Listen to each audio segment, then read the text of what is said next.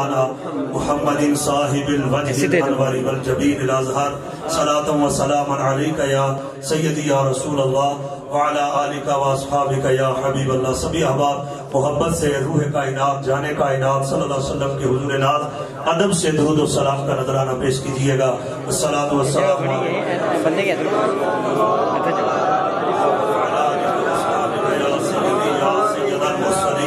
الصلاة والسلام علیکہ یا خاتم النبیین وعلا آلکہ و اصحابکہ یا جد الحسن والحسین. حمد و سلام کے بعد انتہائی واجب الاحترام اور رونق محفل، زینت محفل، صدر محفل، جگر گوشہ حضور شیخ العالم حضرت شیخ العالم کے علمی و روحانی وارث دربار فیض بار نیریہ شریف کے سجادہ نشین اور بزرگان نیریہ شریف کے فیضان کے امین و قاسم حضور قبلہ عالم پیر طریقت راہبر شریعت حضرت العلام صاحبزادہ ڈاکٹر پیر محمد سلطان العارفین صاحب صدیقی نقشبندی مجددی دامت برکاتہ العالیہ متعنا اللہ بطول حیاتی سجادہ نشین آستان عالیہ نیریہ شریف چانسلر محی الدین اسلامک یونیورسٹی محی الدین میڈیکل کالج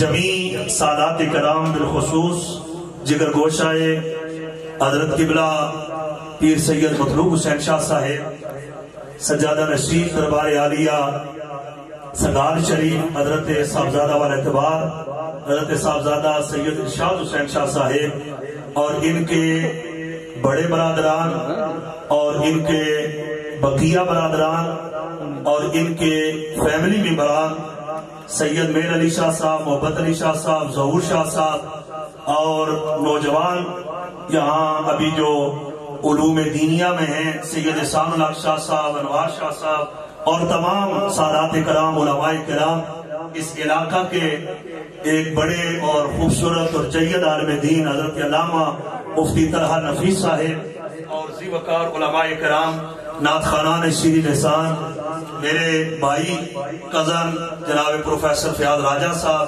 تمام بزرگوں دوستوں السلام علیکم ورحمۃ اللہ تعالی وبرکاتہ. حضرت علامہ پروفیسر داؤد صاحب اور تمام میں احباب جن کے اسماء نہیں لے سکا باوجود آپ سبھی جانتے ہیں کہ حضرت قبلہ بھی تشریف فرما ہے اور پہلے بھی وقت جو ہے وہ کافی ہو چکا ہے، موسم بھی خراب ہے اور آمدم برسر مطلب میں 2-3 باتیں صرف عرض کروں گا.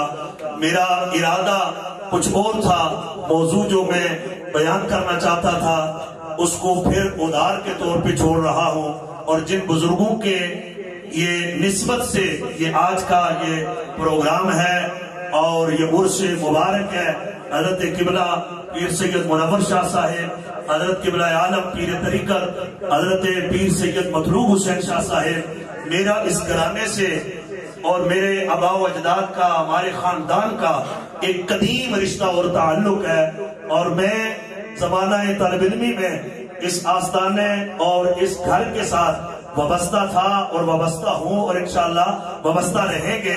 میں بغیر کسی تاخیر و تمہید کے 2 باتیں جو عرض کرنا چاہتا ہوں انہیں اجمالاً آپ سنیے گا، میں انہیں تفصیلاً بیان نہیں کر سکتا.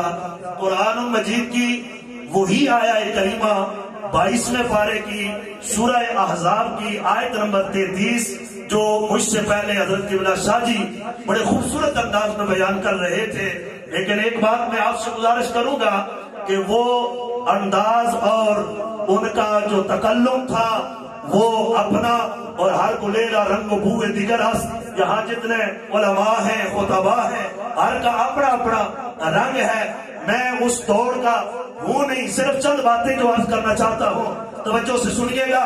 سورہ احزاب میں پروردگار عالم نے اپنے پیارے حبیب صلی اللہ علیہ وسلم کی آل یعنی اہل بیت کے بارے میں ذکر فرمایا جو آیت کریمہ کا آخری حصہ شاجی نے تلاوت کیا، انما یرید اللہ لیذھب عنکم الرجس اہل البیت ویطہرکم تطہیرا، انما کلمہ حسر کے طور پر علماء طلباء سب جانتے ہیں یہ ہی اللہ کا ارادہ ہے۔ حضرات توجہ فرمائیے گا، گفتگو آغاز ہو چکا ہے، قبلہ حضرت صاحب تشریف فرما ہے، میں دو تین جو باتیں عرض کرنا چاہتا ہوں، بڑی توجہ سے سنیے گا۔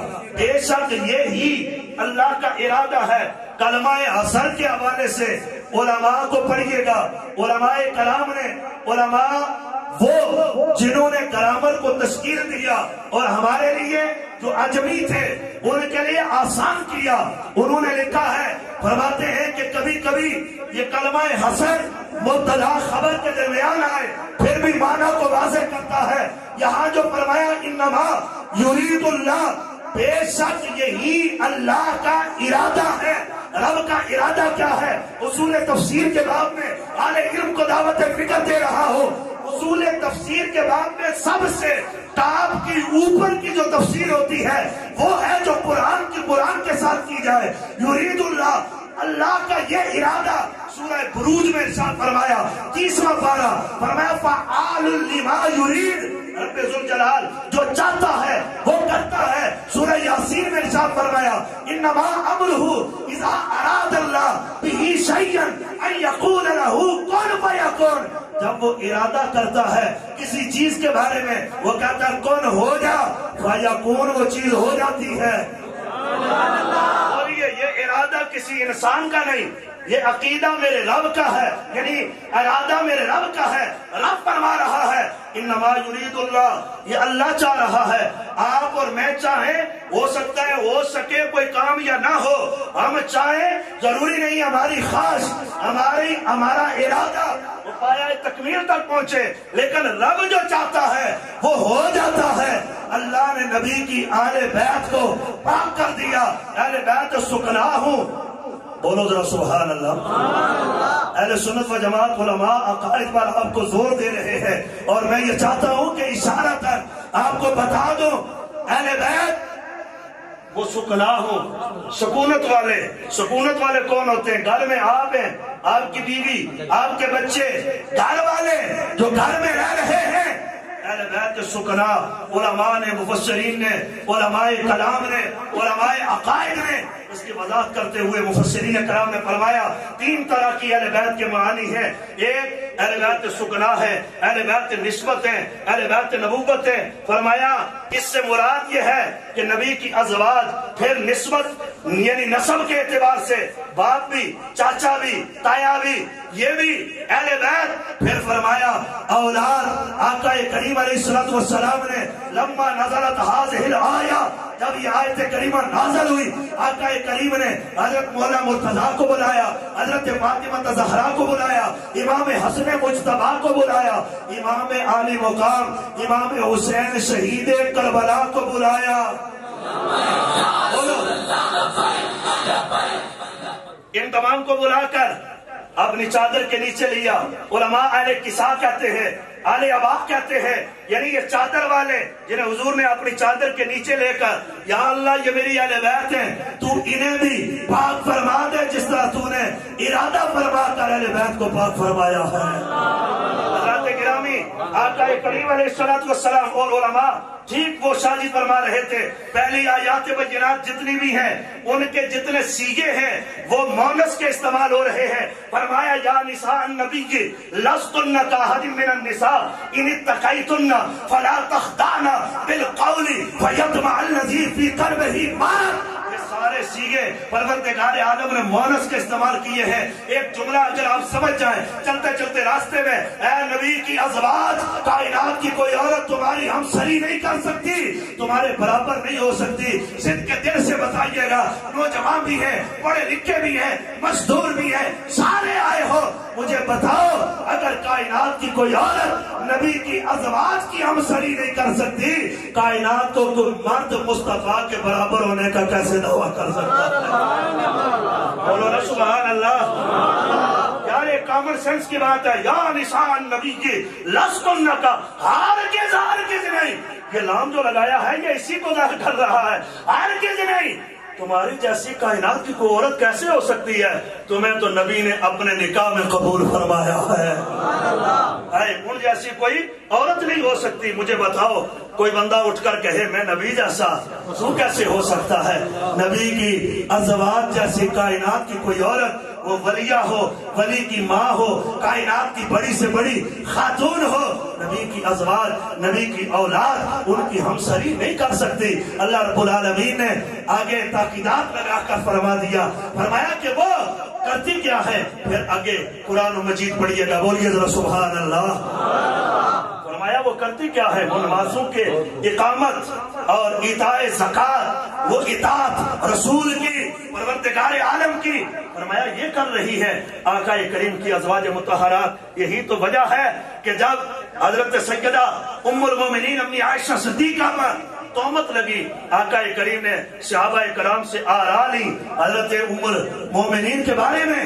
حضرت امیر المومنین فاروق اعظم رضی اللہ تعالیٰ عنہ عرض کرتے ہیں یا رسول اللہ، رب نے مکھی بیٹھنا آپ کے بدن پر گوارا نہیں کیا، اللہ کیسے کسی ایسی عورت کو آپ کے نکاح میں قبول فرمائے گا؟ نبی کی ازواج مومنوں کی مائیں ہیں، مومنوں کی، بولو مومنوں کی، ان کی عظمت برال برا۔ پھر آج بطور خاص جس ہستی کا ذکر ہو رہا ہے، جن کے بارے میں ہم ذکر کر رہے ہیں اور جن کے لیے ہم کہتے ہیں کہ وہ ایسی شخصیت جو نواسہ مصطفیٰ ہے، راکب دوش مصطفیٰ ہے، وہ ایسی شخصیت ہے کبھی مصطفیٰ اپنی جھولی میں دائیں طرف بٹھاتے ہیں، کبھی اپنے کندھے پہ بٹھاتے ہیں، کبھی حضور سواری بن رہے ہیں، کبھی جھولی میں اٹھا رہے ہیں، کبھی ممبر مسجد نبوی ہے، کبھی بازار ہے۔ آقا فرماتے ہیں لوگوں سنو، یہ میرے حسن و حسین جنتی جوانوں کے سردار ہیں، اب نے ان کی عظمتیں برار برار رکھی ہیں، بولو ذرا سبحان اللہ۔ ایک حدیث پاک میں پڑھ دیتا ہوں، دو جملے کہہ کر پھر گفتگو کو تمام کرتے ہیں۔ حضرات گرامی، حضرت سیدہ کائنات حضور کی بارگاہ میں حاضر ہوتی ہیں، عرض کرتی ہیں یا رسول اللہ صلی اللہ علیہ وسلم حاذان ابناک، یہ آپ کے بیٹے ہیں۔ آقا یہ دونوں امام حسن و حسین کو وورثہما، آپ انہیں کچھ عطا فرمائیے گا، بولو ذرا سبحان اللہ، انہیں کچھ عطا فرمائیے گا۔ یہ حضور کی بارگاہ میں حضرت سیدہ فاطمہ الزہرا کر رہی ہے۔ فاطمہ کون ہے؟ مریم از یک نسبت عیسیٰ عزیز، از سے نسبت جناب سیدہ زہرا عزیز۔ اقبال کہتا ہے حضرت سیدہ مریم ایک نسبت سے عظمت والی ہیں، فاطمہ کو رب نے 3 نسبتیں عطا فرمائی۔ کچھ بات میں بولو سبحان اللہ۔ میں شاید اتنا اچھا مترنم نہیں ہوں، لیکن شادی فرما رہے تھے تو میں یہی جو علامہ اقبال رحمۃ اللہ علیہ کا شعر ہے، اس کو میں فارسی کا ایک شعر ہے، اس کو میں تھوڑا سا کوشش کرتا ہوں۔ آپ فرماتے ہیں مریم از یک نسبت عیسیٰ عزیز،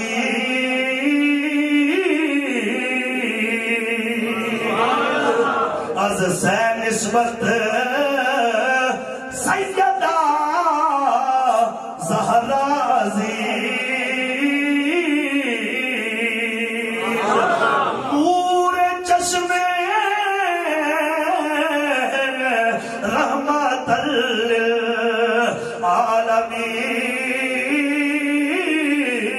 للعالمین، امام اولین و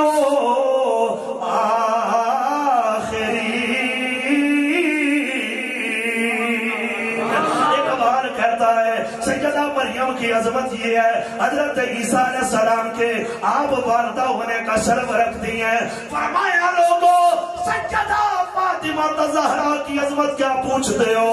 حضرت فاطمہ کو رب نے 3 نسبتیں ادا کی ہیں۔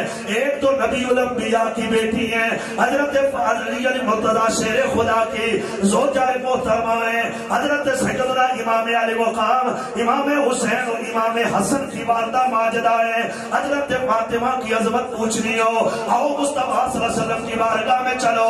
میرے آقا صلی اللہ علیہ وسلم نے فرمایا کائنات والو فاطمہ سے میں محبت کرتا ہوں، فاطمہ سے تم محبت کرو۔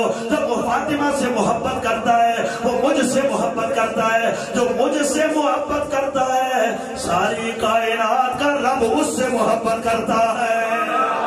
فاطمہ کون ہے؟ آقا کریم نے فرمایا مستدرک کی حدیث سے پاک ہے، فرمایا جب حشر قائم ہوگی آسمان کی بلندیوں سے آواز آئے گی، او اہل معاشر نقصوا رؤوسکم وغضوا ابصارکم حتی تمر فاطمہ بنت محمد، فرمایا نگاہیں جھکا لو، فاطمہ بنت محمد کا گزر ہونے والا ہے۔ اونچی بات بولو سبحان اللہ۔ حضرت فاطمہ حضور کی بارگاہ میں حاضر، دونوں بچوں کو ہادان ابنا، یہ آپ کے بچے ہیں آقا، انہیں کچھ عطا فرمائیے۔ حضور نے فرمایا اما الحسن، ہم نے حسن کو اپنی قیادت کا نور عطا فرما دیا، اما الحسین، حسین کو ہم نے جرت بھی عطا کی ہے اور فرمایا سخا بھی عطا کی ہے، فلاح جرتی وجودی، فرمایا میری سخاوت اور میری عطا جو ہے اس سے اللہ تعالیٰ نے حسین کو حصہ عطا کیا۔ جملے کہنا چاہتا ہوں، حسن کو جو قیادت ملی ہے، کبھی وہ دیکھو کہ آپ نے 22 لاکھ مربع میل کی حکومت اور خلیفہ راشد حضرت امام حسن مجتبی، ہم اہل سنت و جماعت چاروں جو پہلے خلفاء ہیں ان کے ساتھ خلافت امام حسن کو درمیان میں ہم شامل کرتے ہیں، شامل نہ کرو، خلافت راشدہ مکمل نہیں۔ ہمارے اہل سنت کے ہاں یہی ہے، حضرت امام حسن مجتبی 6 مہینے تک آپ خلافت پر متمکن رہے، پھر آپ نے 22 لاکھ مربع میل کی اسلامی خلافت سے حضرت سیدنا امیر معاویہ رضی اللہ تعالی عنہ کے حق میں آپ نے دستبرداری کی، آقا کریم کی اس حدیث پاک کی باقاعدہ طور پر اس کی صحت ساری کائنات کے سامنے کھل گئی۔ آقا کریم نے فرمایا سنا مسلمانوں کی 2 عظیم جماعتوں کے درمیان میرا یہ شہزادہ صلح کرانے کا کردار ادا کرے گا۔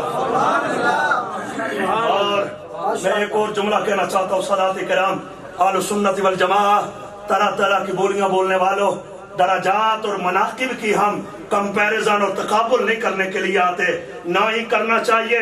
بھول کر بھی اہل بیت نبوت اور صحابہ کرام کے فضائل کو تولا نہ کیا کریں۔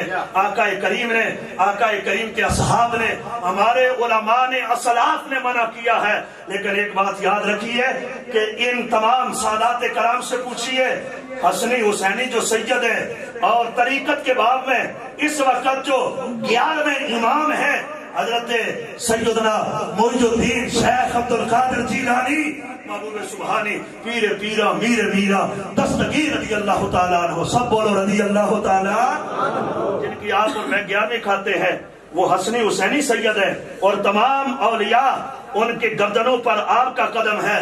آپ نے لکھا فرمایا لوگوں امیر معاویہ کے بارے میں کبھی زبان نہ کھولنا، جس راستے سے وہ گزر جائیں میں اس راہ پر بیٹھا ہوں اور کچھ گرد میرے پاس آ جائے میں اسے بھی اپنے لیے بہتر سمجھتا ہوں۔ یہ حضرت پیران پیر کہتے ہیں۔ اگر کوئی چھوٹا موٹا کوئی بندہ یہ کہے، میں اکثر علماء سے گزارش کرتا رہتا ہوں کہ جو ہمارے اختلافی مسائل ہیں وہ ہمارے مسند تدریس کے جو ہیں انہیں بیٹھ کر ڈسکس کیا کریں، عوام میں نہ لائیں۔ لیکن بدقسمتی سے آج آپ کو کچھ لوگ ایسے ملیں گے جو زبان کھولتے ہیں اور امیر معاویہ رضی اللہ تعالیٰ عنہ پر پھر آئے امیر اہل سنت، امام اہل سنت حضرت سیدنا تاجدار بریلی اشار امام احمد رضا فضل بریلوی رحمت اللہ علیہ سے پوچھیں صرف اپنے مطلب کے لیے کہ یہ جو سادات ہیں ان کے لیے کہ آپ نے یہ شعر کہا، یہ شعر کہا، یہ شعر کہا، یہ اپنی جگہ باتیں ٹھیک ہیں، لیکن آپ نے لکھا مجدد وقت میں فرمایا جو حضرت امیر معاویہ پر بھونکتا ہے، فرمایا وہ جہنمی کتوں میں سے ایک کتا ہے۔ یہ حضرت امام اہل سنت نے فرمایا ہے۔ کبھی بھی زبان نہ کھولے، وہ ان کا معاملہ تھا۔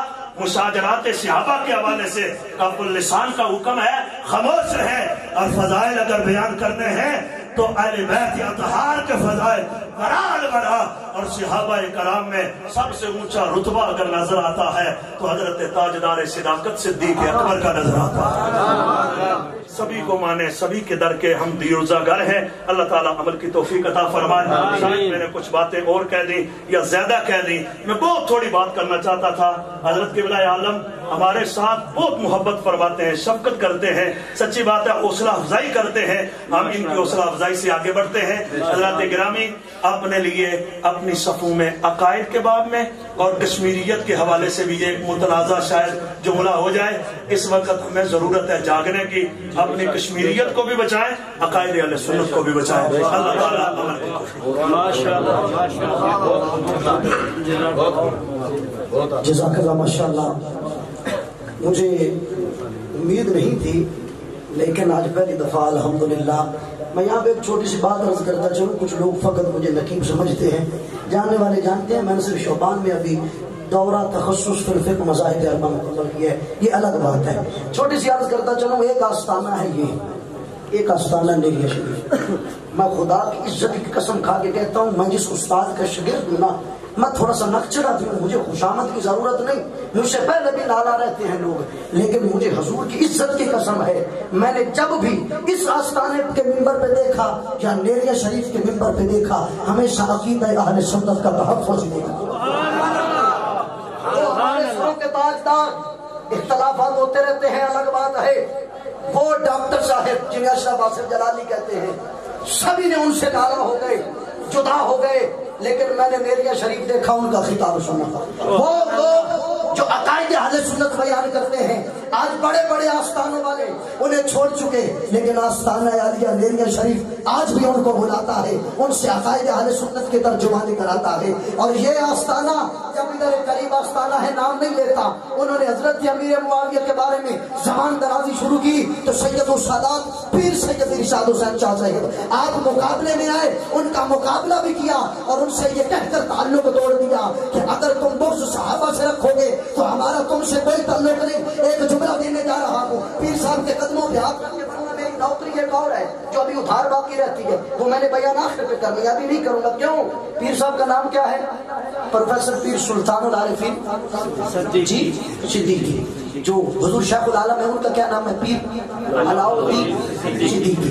نسبت صدیقی ہے نا, انشاءاللہ کسی پہ ایک جملہ دے کے جاؤں گا. ذکر سبھی ہوتے ہیں تو ظاہر سی بات ہے, اس نسبت کا ذکر نہ ہو تو یہ کیسے ممکن ہے. میں کہنا چاہتا ہوں کہ علی کے چاہنے والوں کے مفتی صاحب کی تقریر کا خلاصہ, میرے کلام کا خلاصہ, عقیدے کا خلاصہ, کہ علی کے چاہنے والوں کے دل کالے نہیں ہوتے.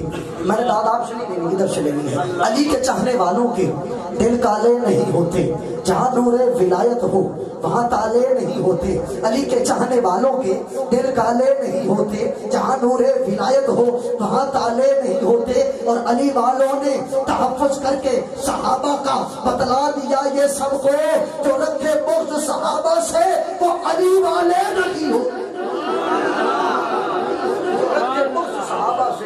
جو رکھے بغض صحابہ سے وہ علی والے نہیں ہوتے. بس 2 منٹ کی حاضری کے لیے میں ملتمس ہوں پروفیسر فیاض راجہ صاحب, آپ تشریف لیں, اپنی حاضری پیش فرمائیں. 2 سے 3 منٹ کے اندر انشاءاللہ اس کے بعد پیر صاحب کا خطاب شروع ہوگا.